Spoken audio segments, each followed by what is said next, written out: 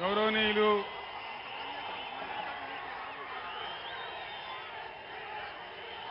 మన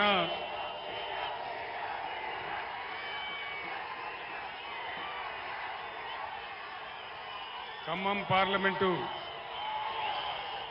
బీఆర్ఎస్ అభ్యర్థి BRS party Lok Sabha పక్ష నాయకులు గౌరవనీయులు శ్రీ నామా నాగేశ్వరరావు గారు, మరో పార్లమెంట్ సభ్యులు గౌరవనీయులు శ్రీ వద్దిరాజు రవిచంద్ర గారు, మాజీ మంత్రివర్యులు ఖమ్మం అభివృద్ధి ప్రదాత శ్రీ పువ్వాడ అజయ్ గారు,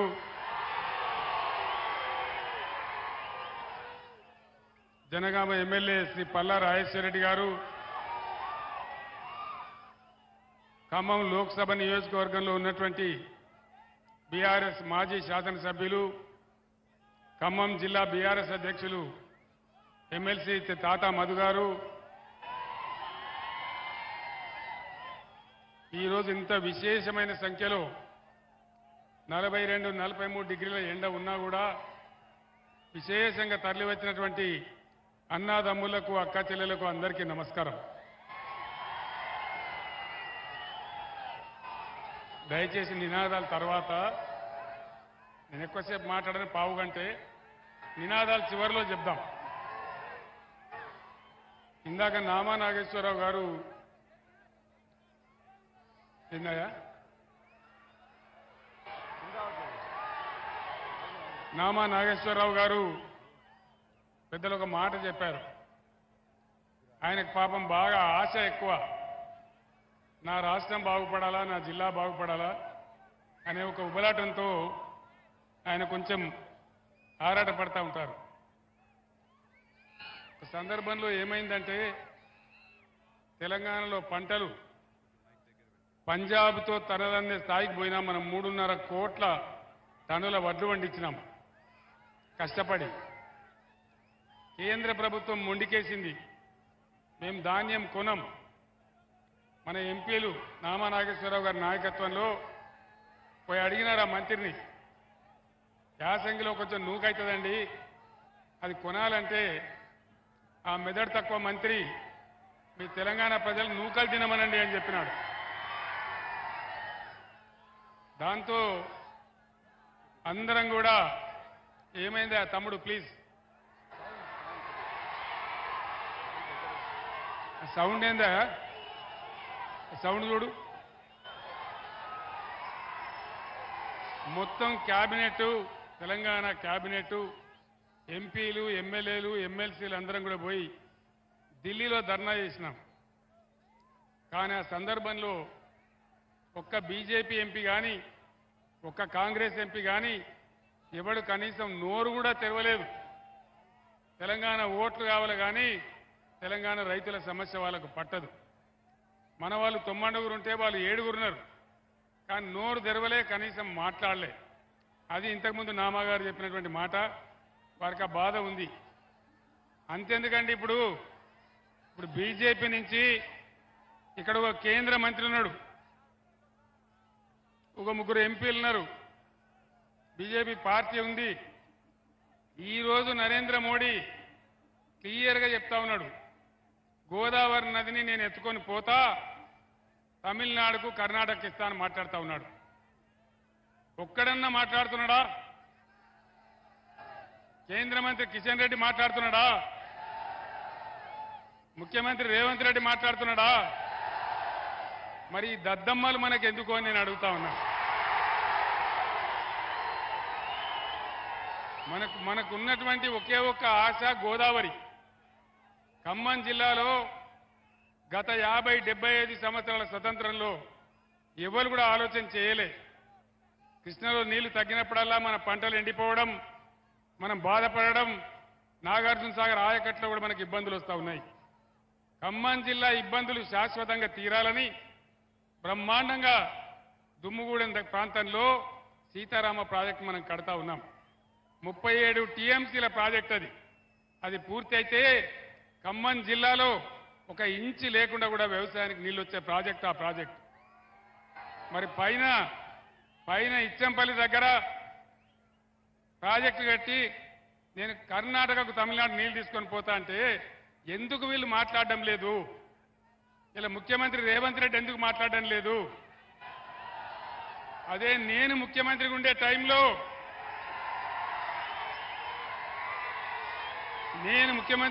టైంలో నరేంద్ర మోడీ గారు ఇదే ప్రతిపాదన తెచ్చిండు. నేను చెప్పిన ఎట్టి పరిస్థితులలో మా రాష్ట్రానికి వచ్చే నీళ్ల లెక్క తేల్చేదాకా, మా వాటా మాకు అక్కడ పెట్టేదాకా నా తల తెగిపడ్డా సరే నేను ఒప్పుకోను అని చెప్పిన. అది బీఆర్ఎస్ పార్టీ పాలసీ. మరి వీళ్ళకి ఓట్లు కావాలా, సీట్లు కావాలా, కేంద్ర మంత్రులు కావాలా? కానీ మన సమస్యలు, మన ప్రధానమైనటువంటి సమస్యలు, మన నీళ్లు, మన పంటలు, మన రైతులు వీళ్ళకి పట్టదు. నేను ఒక్కటే మాట మీకు మనవి చేస్తా ఉన్నా. కేంద్రంలో బీజేపీ 400 సీట్లు, 370 సీట్లు గోవిందా, ఏం వస్తలేవు. 200 కూడా దాటే పరిస్థితి లేదనేది మొత్తం యావత్ ప్రపంచం కోడై కూస్తా ఉన్నది. నేను మీకు ఒక మంచి మాట చెప్తా ఉన్నా. ఈసారి రాష్ట్రంలో ఇప్పుడు నేను ఎక్కడికి పోయినా ఇవాళ 6వ రోజు, ఎక్కడికి పోయినా ఇదే పద్ధతిలో ప్రజలు బ్రహ్మరథం పడతా ఉన్నారు. దాదాపు 12 పార్లమెంట్ సీట్లు మనం గెలవబోతా ఉన్నాం.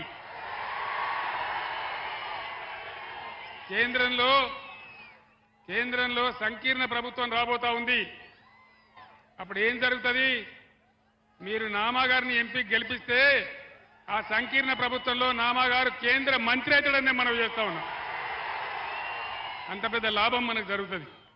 ఒకసారి నామా గారు కేంద్రంలో మంత్రికి వస్తే అన్ని రకాల తెలంగాణ రాష్ట్రానికి, మన ఖమ్మం నియోజకవర్గానికి, ఖమ్మం జిల్లాకి చాలా పెద్ద మేలు జరిగే అవకాశం ఉంటుంది. ఈ అవకాశం తీసుకోవాలని మిమ్మల్ని మనవి చేస్తా ఉన్నా. ఈ నరేంద్ర మోడీ దాడి నుంచి, ఈ చేతగాని చేవలేని కాంగ్రెస్ ప్రభుత్వం నుంచి మన గోదావరి రక్షించుకోవాలన్నా, కృష్ణా రక్షించుకోవాలన్నా, మన నిధులు మనం తెచ్చుకోవాలన్నా, మన హామీలు తెచ్చుకోవాలన్నా, మన హక్కులు సాధించుకోవాలన్నా ఖచ్చితంగా ఇలా బీఆర్ఎస్ అయితేనే పేగులు దిగేదాకా కొట్లాడుతుంది. ఆనాడు మీకు బాగా గుర్తుంది. నేను ఒక్కడిగా బయలుదేరిన నాడు ఎవ్వనికి నమ్మకం లేదు తెలంగాణ వస్తుందని. సరే, నేను ఆమరణ దీక్షకు పూనుకున్నా. నన్ను అరెస్ట్ చేసి ఇదే ఖమ్మం జిల్లా జైలుకు తీసుకొని నన్ను వచ్చినారు. నేను ఖమ్మం జైల్లోనే ఉన్నాను.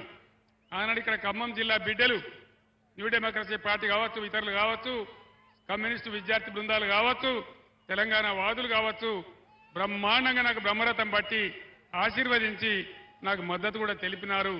ఆ సంఘటన నేను మర్చిపోలేనని చెప్పి నేను మనవి చేస్తా ఉన్నా. చివరికి తెలంగాణ వచ్చింది. 10 ఏళ్లలో ఒక పూల పొదరిల్లులాగా ఒకటి స్టెప్ బై స్టెప్ బ్రహ్మాండంగా కులము, మతము, జాతి ప్రసక్తి లేకుండా అన్ని వర్గాల ప్రజలను కడుపులో పెట్టుకొని సాదుకున్నాం. పేద సాధలను ఆదుకున్నాం. రైతాంగాన్ని కాపాడుకున్నాం. రైతాంగానికి సమయానికి పెట్టుబడి అందించినాం. వాళ్ళకు రైతు బీమా కల్పించినాం. 24 గంటలు రెప్పపాటు పోయినటువంటి కరెంటు సదుపాయం కల్పించినాం. అది మీ అందరికీ తెలుసు. రైతుల పంటలు బ్రహ్మాండంగా కాలాల నుంచి కొన్నాం. 7,500 కొనుగోలు కేంద్రాలు ఏర్పాటు చేసి వాళ్ళకి ఇబ్బంది లేకుండా కొన్నాం. కొనడమే కాకుండా డబ్బులు బ్యాంకులో వేసినాం, మధ్య దళారీ లేకుండా. అది మీ అందరికీ తెలుసు. కానీ మొన్న జరిగిన ఎన్నికలలో కాంగ్రెస్ పార్టీ, ఈనాటి ముఖ్యమంత్రి అడ్డగోలు హామీలు ఆయన నోటికి మొక్కాలి.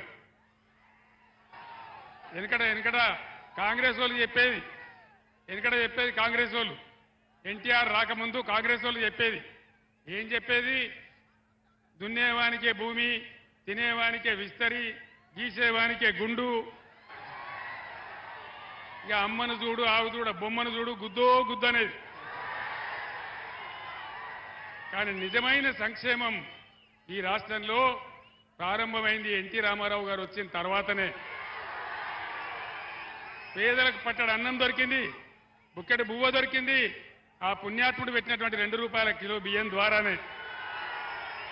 ఈ రాష్ట్రంలో ఎవడు అవునన్నా కాదన్నా ఇది చరిత్ర. ఆ మహనీయుడు ఆయన వచ్చిన తర్వాత 2 రూపాయల కేజీ రైస్ పెడితేనే పేద సాధలకు ఇంత బియ్యం దొరికి పట్టడి అన్నం దొరికిన మాట చారిత్రక సత్యం. అట్లనే పక్కా గృహ నిర్మాణం కావచ్చు, జనతా వస్త్రాలు కావచ్చు, అనేక మంచి కార్యక్రమాలు భూమి శిస్తు రైతులకు రద్దు చేయడం కావచ్చు, ఇట్లాంటి అనేక కార్యక్రమాలు నిజమైన సంక్షేమం కాంగ్రెస్ చేయలే. కానీ ఎన్టీఆర్ కాలం నుంచే అది కొంత ప్రారంభమైంది. అది మనందరికీ తెలుసు, చరిత్ర తుడిచేసి పోయేది కాదు. దాని తర్వాత తెలంగాణ పోరాటం, తెలంగాణ రావటం, ఎన్టీఆర్ గారు చేసిన దానికి మించి కార్యక్రమాలు మనం చేసుకున్నాం. రైతు బంధు కానీ, రైతు బీమా కానీ, 24 గంటల కరెంటు కానీ, బ్రహ్మాండంగా ధాన్యం కొనుగోలు కానీ అన్ని రకాలుగా చేసుకున్నాం. ఒక గుంట భూమి ఉన్న రైతు చనిపోతే కూడా వారం లోపల వాళ్ళ ఇంటికి 5 లక్షల రూపాయలు పంపించినాం. కళ్యాణ లక్ష్యం పెట్టుకున్నాం.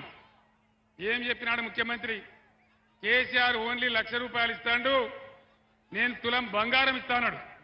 తులం బంగారం వచ్చిందా? వినబడతలేదు. వచ్చిందా? తులం బంగారం తుస్సుమన్నది. ఇప్పుడు అడిగితే కాంగ్రెస్ కస్సుమంటున్నది. రైతు బంధు అడిగితే చెప్పుతోను కొడతా అంటున్నది. నేను చెప్పిన, అయ్యా అట్లా మాట్లాడే మంత్రి గారు, నీకు అహంకారం ఉన్నది, నీకు కూడా చెప్పున్నది కొట్టడానికి, కానీ రైతుల చెప్పులు చాలా బందోబస్తుంటాయని చెప్పిన నేను.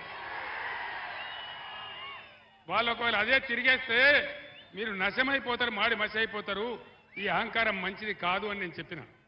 నేను మీ అందరిని ఒకటే కోరుతా ఉన్నా, ఎక్కడికి పోయింది కరెంటు?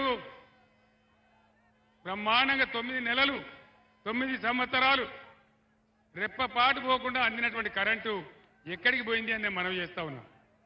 ఎక్కడికి మాయమైంది? కరెంటు కోతలు ఉన్నాయా? నిన్న ఒక మాట జరిగింది. నేను మహబూబ్ నగర్లో మాజీ మంత్రి శ్రీనివాస్ గౌడ్ ఇంట్లో భోజనం చేస్తూ ఉంటే ఆడ 2 సార్లు కరెంటు పోయింది. నేను చెప్పిన కరెంటు పోయింది అని. మరి నన్ను ఇబ్బంది పెట్టానని తీసేసిండ్రా లేదా వాళ్ళ అసమర్థతన? పోయిందని నేను ట్విట్టర్లో పెట్టిన. దాన్ని చూసి ఈ జిల్లాలో ఉన్న ఉప ముఖ్యమంత్రి కరెంటు మంత్రి బట్టి విక్రమార్క, ఆయన బట్టి విక్రమార్క కాదు వట్టి విక్రమార్క, ఆయన ఏమి స్టేట్మెంట్ ఇస్తాడు? ముఖ్యమంత్రి కేసీఆర్ గారు అబద్ధాల కోరు, అబద్ధం చెప్తున్నాడు అని చెప్తాడు. ఇప్పుడు నా దగ్గర ఉన్నది కాగితం. నిన్న ఉస్మానియా యూనివర్సిటీలో అక్కడ చీఫ్ వార్డెన్ గారు ఒక సర్కార్ ఇష్యూ చేసిండ్రు. కరెంటు కోతలున్నాయి, నీళ్ల కొరత ఉంది, హాస్టల్ మూసేస్తున్నాం, మీరు ఇంటికి పోండి అని చెప్పించండి. దాన్ని పెట్టి మళ్ళా నేను ట్విట్టర్లో పెట్టి ఇయ్యాల, అదే బట్టి విక్రమార్క గారు చూడండి మీ ఘనత ఎంత ఉందో, ఎక్కడో మహబూబ్ నగర్ ఖమ్మం కాదు ఉస్మానియా యూనివర్సిటీకే నీళ్ళు ఇచ్చే దిక్కు లేదు అని నేను పెట్టిన. ఏం చేసిండ్రు తెలుసునా? ఏం చేసిండ్రు? ఆ చీఫ్ వార్డెన్ ఎవరైతే ఉన్నారో ఆయన నిన్ను ఎందుకు సస్పెండ్ చేయొద్దు అని నోటీస్ ఇచ్చింది. మీరు సస్పెండ్ చేస్తే చేస్తారు కావచ్చు, కానీ కోతలు నిజం కదా. బీఆర్ఎస్ గవర్నమెంట్లో ఎక్కడ చూసినా వరి కోతలు, ఇవాళ ఎక్కడ చూసినా రాష్ట్రంలో కరెంటు కోతలు. ఇది జరుగుతున్న చరిత్ర. ముఖ్యమంత్రి గారు ఏం చెప్పిండు?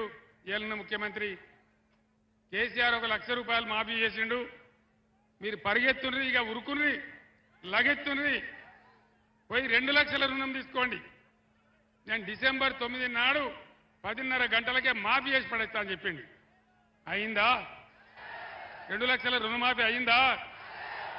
కాకపోంగా ఏమైతున్నది? భద్రాద్రి రామయ్య మీద ఒట్టు, బాసర సరస్వతి మీద ఒట్టు, యాదగిరి నరసన్న మీద ఒట్టు. ఎన్ని ఓట్లు పెట్టుకుంటావు ముఖ్యమంత్రి? ఎన్ని ఓట్లు పెట్టుకుంటావు? ఎవరు నమ్ముతారు? ఇది పద్ధతేనా? హరీష్ రాజీనామా చేసిండు. ఆగస్టు 15 లోపల నువ్వు రుణమాఫీ చేయకపోతే నువ్వు రాజీనామా చేయాలి, నేను కూడా రాజీనామా ఇస్తున్నా అని చెప్పి హరీష్ పోయి రాజీనామా ఇచ్చిండు. కానీ ముఖ్యమంత్రి పోలే, తోక ముడిచిండు. అంటే దాని అర్థమైంది? నేను ఒక్కటే మాట మీకు మనవి చేస్తా ఉన్నా, అబద్ధాలు మాట్లాడి అడ్డగోలు హామీలు ఇచ్చి ప్రజలను బురిడి కొట్టించి గద్దెకొచ్చిన ఈ ప్రభుత్వం ఏ ఒక్క హామీ నెరవేర్చలే. 2,500 రూపాయలు ప్రతి మహిళకి ఇస్తాం, వచ్చిందా? ఎవరికన్నా వచ్చిందా? వచ్చే ఆశ కూడా ఉన్నదా? ఇన్ని అబద్ధాలా? ఇన్ని రకాలుగా మోసం జరుగుతూ ఉంది. దాని మీద శాసనసభలో కానీ బయట కానీ బీఆర్ఎస్ ప్రశ్నిస్తే ఏం మాట్లాడుతున్నారు? నేను జానారెడ్డిని కాదు, నేను ఫలానా కాదు, కేసీఆర్ నీ గుడ్లు వీకి గోళీలు ఆడుకుంటా, నిన్ను పండబెట్టి తొక్కుతా, నిన్ను చెర్లపల్లి జైల్లో వేస్తా, నీ పేగులు తీసి మెడలేసుకుంటా. ఇదేనా ముఖ్యమంత్రి మాట్లాడాల్సిన భాష? దయచేసి ఆలోచన చేయాలి. 15 సంవత్సరాలు అన్నం తిన్నమో అటుకులు బుక్కినమో ఈ తెలంగాణ చెరను విడిపించడానికి అనేక పోరాటాలు చేసి అనేక లాఠీ దెబ్బలు తిని జైల్లో పోయి ఇప్పుడు కూడా నాకు ఒక రైల్వే కేసు ఉన్నది, నాకు ఇంకా కూడా కేసు ఉన్నది నా మీద. కోర్టు రమ్మని నాకు నోటీస్ ఇస్తా ఉన్నది. ఆ రకంగా ఉన్న వ్యక్తిని పట్టుకొని, తెలంగాణ సాధించి పెట్టిన వ్యక్తిని పట్టుకొని, తెలంగాణను 10 ఏళ్లు బ్రహ్మాండంగా ఒక ధీమా ఉన్నటువంటి రాష్ట్రంగా తయారు చేసిన ముఖ్యమంత్రిని పట్టుకొని నిన్ను జైల్లో వేస్తా, నిన్ను కొడతా, నిన్ను పండబెట్టి తొక్కుతా, ఇదా భాష? జైల్లో వేస్తా అంటే కేసీఆర్ భయపడతాడా? ఈ జైళ్లకు తోకమాటకు నేను భయపడతానా? నేను జైళ్ళకు భయపడితే తెలంగాణ వచ్చేదా? అందుకే నేను మీతో ప్రార్థించే, దయచేసి ఈ అబద్ధాలు, ఈ మోసం చేసిన వ్యక్తులు వీళ్ళు ఎంతో కాలం ఉండలేరు. వాళ్ళే చెప్పుకుంటున్నారు. బీజేపీ వాళ్ళు స్టేట్మెంట్ ఇస్తున్నారు. పార్లమెంట్ అయిన తెల్లారే రేవంత్ రెడ్డి మా బీజేపీలకు జంపు కొడతాడని చెప్తున్నారు. ఎవడు ఎందుకు జంపు కొడతాడో, ఎవడు ఎందులో ఉంటాడో, ఏం జరుగుతుందో తెలియనటువంటి ఒక అనిశ్చిత పరిస్థితి, ఒక భయంకరమైన రాజకీయ అనిశ్చితి. ఒక్కనాడు కూడా ముఖ్యమంత్రి దాన్ని ఖండిస్తలేడు. దాని అర్థమైంది, వాళ్ళకి డెవలప్మెంట్ దృష్టి లేదు, ప్రజల సంక్షేమం లేదు, మంచి చెడ్డలు లేవు, రైతులు లేవు. ఒక్క మాట నేను మనవి చేస్తాను ఖమ్మం జిల్లా ప్రజలకు. నాగార్జున సాగర్లో 495 అడుగులు నీరున్నా కూడా ఆనాడు నేను నీళ్లు ఇప్పించిన పంటల కోసం నల్లగొండకు, నాగార్జున ఖమ్మం జిల్లాకు ఒక్కసారి కూడా పంటలు ఎండనీయలే.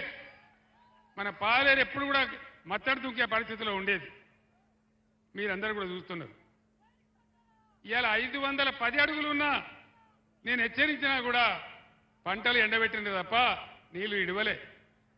ఇప్పుడే ఆయన ఉపేందర్ రెడ్డి గారు చెప్తా ఉన్నాడు,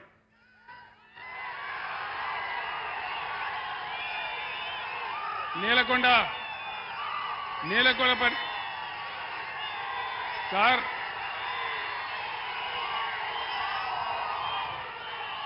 మా నేలకొండపల్లి, మా కాన్స్టిట్యున్సీలో నేలకొండపల్లి మండలంలో పంటలు ఎండిపోయినాయి బాగా అని చెప్తా ఉన్నాడు. నేను అడిగిన, నాకు ఆశ్చర్యం వేసింది.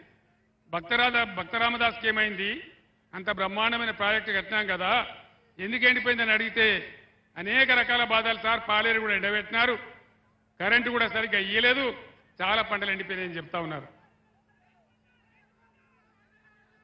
ఎక్కడ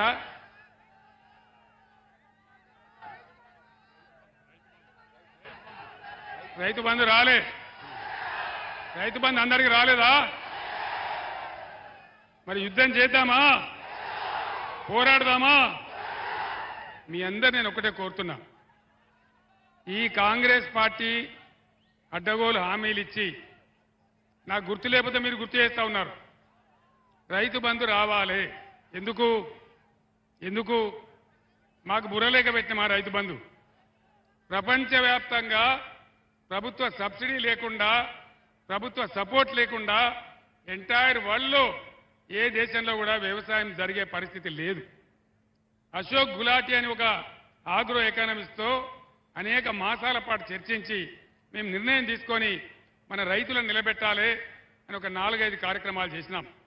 రైతు బంధు ఇచ్చినాం, కరెంట్ ఇచ్చినాం, నీటి తీరువా లేకుండా ఇచ్చినాం, వాళ్ళకి అన్ని మాఫీ చేసినాం, నీటి తీరువా పాత బకాయిలు కూడా రద్దు చేసినాం, ధాన్యం కొనుగోలు చేసినాం. ఈ రకంగా రైతులను ఆదుకున్నాం. వీళ్ళు వచ్చి ఇప్పుడు ఏం మాట్లాడతారు, మేము 5 ఎకరాలు ఉంటేనే ఇస్తాం, 5 ఎకరాలకు మించి ఇయ్యం అంటే 6 ఎకరాలనోడు కోటీశ్వరుడా, 7 ఎకరాలనోడు కోటీశ్వరుడా? నువ్వు 20-25 ఎకరాల తర్వాత ఇయ్య అంటే కొంత అర్థం ఉంటుంది, కానీ 10 ఎకరాలకు కూడా ఎగబెడతామంటే ఇది ఎక్కడ న్యాయం అని చెప్పి నేను మనవి చేస్తా ఉన్నా. వీళ్ళ మెడలు వంచి మళ్ళా పాత పద్ధతిలోనే మంచిగా జరిగేటట్టు చెయ్యాలి. ఆ పని జరగాలంటే మీరు బీఆర్ఎస్కు బలం ఇయ్యాలి. ఇంకొక మాట అజయ్ గారి నాయకత్వంలో ఖమ్మంలో లకారం చెరువు కానీ, మంచినీటి వ్యవస్థ కానీ ఎంత బ్రహ్మాండంగా జరిగినాయి, ఎంత అద్భుతమైన ఫలితాలు వచ్చినాయి. ఇవాళ ఖమ్మం పట్టణంలో ఎన్ని రోజులకోసారి వస్తున్నాయి నీళ్లు? 3 రోజులకోసారి. ఈ గతి ఎందుకు వచ్చింది మనకు? మళ్ళా వాటర్ ట్యాంకర్లు కొనుక్కునే దుర్గతి ఇంత తొందరలోనే ఎందుకు వచ్చింది? ఈ బాధలు ఎందుకు వచ్చినాయి? నీళ్లు లేకనా, చేత కాకనా, చేవ లేకనా, కాంగ్రెస్ ప్రభుత్వ అసమర్థతనా? దయచేసి ఆలోచించాలని చెప్పి నేను కోరుతా ఉన్నా. మనం పిచ్చి ఆవేశంలో కాకుండా వాస్తవాలు కూర్చొని ఆలోచిస్తే 3-4 నెలల్లోనే ఇవి మాయమవుతాయా? 9 ఏళ్లు కేసీఆర్ హయాంలో కరెంటు నడిచిందే, మరి ఇలా ఎందుకు మాయమైంది? ఇదే జిల్లాలో వ్యవసాయ మంత్రి, పక్క నల్గొండ జిల్లాలో నీటి శాఖ మంత్రి, ఇద్దరు మంత్రులు ఉండగా కూడా కాలువలో నీళ్ళు ఎందుకు రాలే? పాలేరు దగ్గర మేమే బద్దలు కొడతాం తూములని రైతులు ఎందుకు పోయి దండయాత్ర చేసినారు? అటువంటి పరిస్థితులు ఎందుకు వచ్చినాయి? ఇవన్నీ కూడా మీరు దయచేసి ముఖ్యంగా యువకులు మీరు చర్చించాలని చెప్పి నేను కోరుతా ఉన్నా. ఈ దేశం మీది, ఈ రాష్ట్రం మీది, భవిష్యత్తు మీది. యువత ముఖ్యంగా ఒక ఒరవడిలో కొట్టుకొని పోకుండా మీరు ఆలోచన పరులు. ఖమ్మం చైతన్యవంతమైన జిల్లా, బ్రహ్మాండమైనటువంటి ఆలోచన ఉన్నటువంటి జిల్లా. కాబట్టి దయచేసి మీరందరూ ఆలోచన చేసి నామా నాగేశ్వరరావు గారిని గెలిపించాలి, బీఆర్ఎస్కు బలం ఇవ్వాలి. ఈ ప్రభుత్వం మెడలు వంచి మీ కోరికలను నెరవేర్చాలంటే బీఆర్ఎస్కు శక్తి కావాలా? ఆ శక్తి మీరే ఇవ్వాలా, మీ నుంచే రావాలా. మొన్నేదో జరిగింది అసెంబ్లీ ఎలక్షన్లో, జరిగింది అయిపోయింది. కానీ మళ్ళా విజృంభించుదాం, పోరాటం చేద్దాం, ముందుకు పోదాం, అన్ని కూడా కాపాడుకుందాం, అభివృద్ధి కార్యక్రమాలు చేద్దాం. గతంలో ఎవడు కూడా, ఏ ముఖ్యమంత్రి కూడా ఖమ్మానికి ఒక మెడికల్ కాలేజీ ఇయ్యలేదు. బీఆర్ఎస్ హయాంలో ఇటు ఖమ్మానికి అటు కొత్తగూడానికి 2 మెడికల్ కాలేజీలు తెచ్చుకున్నాం. కేంద్ర ప్రభుత్వం జిల్లాకు నవోదయ పాఠశాల ఇయ్యాల. కొత్తగా ఏర్పడ్డ కొత్తగూడానికి రావాలా? వచ్చిందా నవోదయ పాఠశాల? ఎందుకు రాలే? బీజేపీ ఎంపీలు ఏం చేసినారు? కేంద్ర మంత్రి ఏం చేసినాడు? ఏం చెప్పి లాభం లేదు. బీజేపీకి ఓట్లేస్తే గోదావరిలో వేసినట్టు, కాంగ్రెస్కు ఓట్లేస్తే ఏం జరిగిందో మీరు చూస్తా ఉన్నారు. కాబట్టి దయచేసి మీ అందరినీ కూడా నేను ప్రార్థించేది, ఆవేశం కాకుండా ఆలోచించి బీఆర్ఎస్కు శక్తి ఇచ్చి ఈ రాష్ట్రాన్ని, ఖమ్మాన్ని అందరినీ కూడా ముందుకు తీసుకుపోయేటువంటి ఒక మంచి పద్ధతిలో నిర్మాణం చేసేటువంటి బీఆర్ఎస్కు బలం ఇవ్వాలని పెద్దలు నామా నాగేశ్వరరావు గారు చాలా నిజాయితీ పరుడు. మీకు తెలుసు, మీ అందరికీ వివాదం పెట్టుకునేవాడు కాదు. తను ఉన్న శక్తి మేరకు ప్రజలకు పనిచేసేవాడు. పెద్ద స్థాయికి పోయే అవకాశం ఆయనకే ఉంది. కాబట్టి దయచేసి నామా నాగేశ్వరరావు గారికి ఓటేసి వారిని గెలిపించాలని కోరుతూ, ఇంత పెద్ద ఎత్తున వచ్చినటువంటి యువ మిత్రులకు, ప్రజలకు మీ అందరికీ ధన్యవాదాలు తెలియజేస్తూ, జై తెలంగాణ, జై తెలంగాణ, కారు గుర్తుకే, కారు గుర్తుకే, జై తెలంగాణ. ధన్యవాదాలు, అందరికీ ధన్యవాదాలు.